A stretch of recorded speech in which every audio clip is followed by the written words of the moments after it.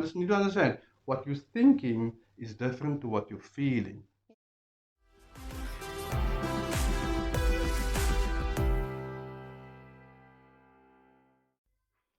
Hi everyone. I hope you had a lovely new year.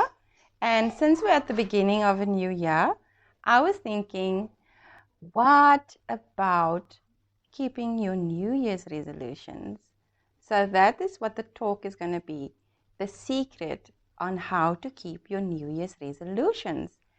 And I am having a guest tonight. Mr. Edgar Barlow is going to be sharing my couch. He is a pharmacist, an entrepreneur, and a motivational speaker. And he's been giving me loads of good advice already. So I thought, let me ask him what advice he can give us on keeping our New Year's resolutions. So welcome, Edgar. Thank you for being here tonight. Tell me, please, what is your take on New Year's resolutions? Thank you, Leonita. It's a pleasure to be here. New Year's resolutions, my take on it. I feel that most people do not understand what it's about. So, for me personally, New Year's resolutions are just about setting goals, and that's it. It's just about goal setting. And I think some people use New Year's resolutions in a negative way, meaning that it's a form of procrastinating. I can give an example of that in the form of, say, for instance, it's December time, it's before Christmas, and you're actually going to make your New Year's resolution to lose some weight.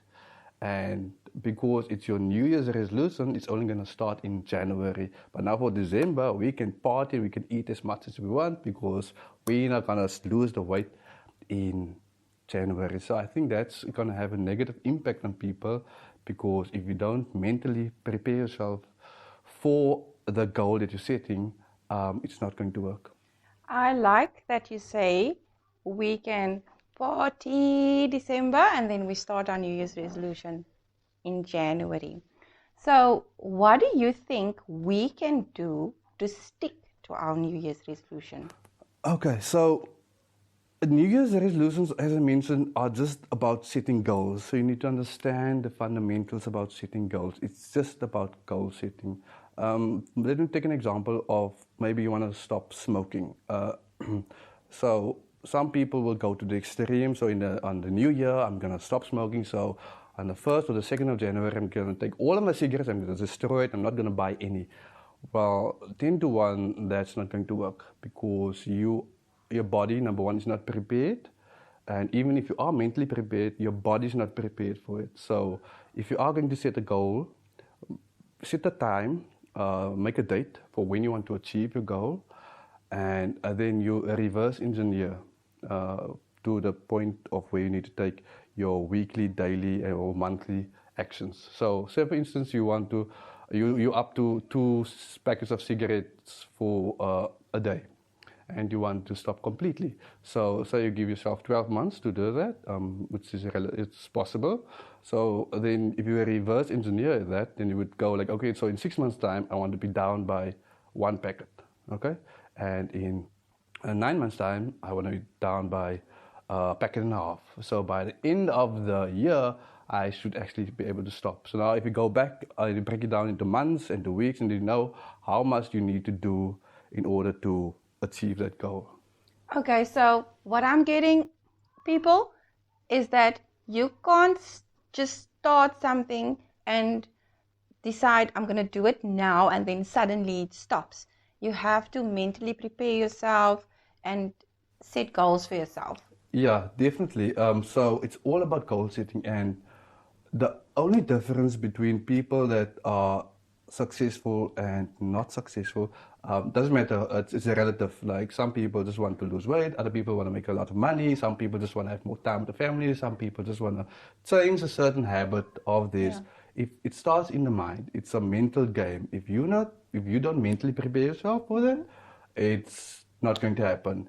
If you don't understand the fact that your environment is more powerful than your willpower, you're not going to make it because there's no use of you deciding to lose weight, but then your house is full of sweets and Yeah. stuff that's unhealthy. Okay, Yeah. you're not going to stick to your diet.